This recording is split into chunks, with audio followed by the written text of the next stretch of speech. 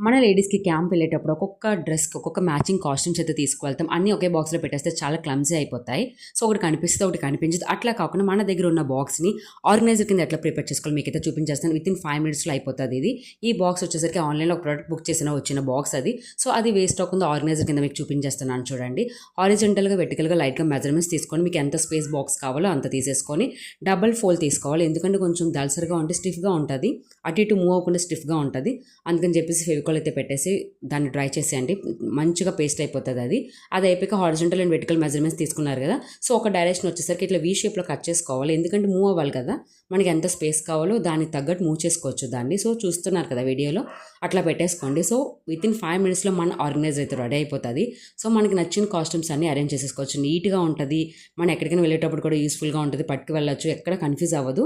ఏ item దగ్గర item ఉంటుంది అనమాట. మీకు కూడా నచ్చితే కామెంట్ చేయండి. Thank you so much. Please subscribe.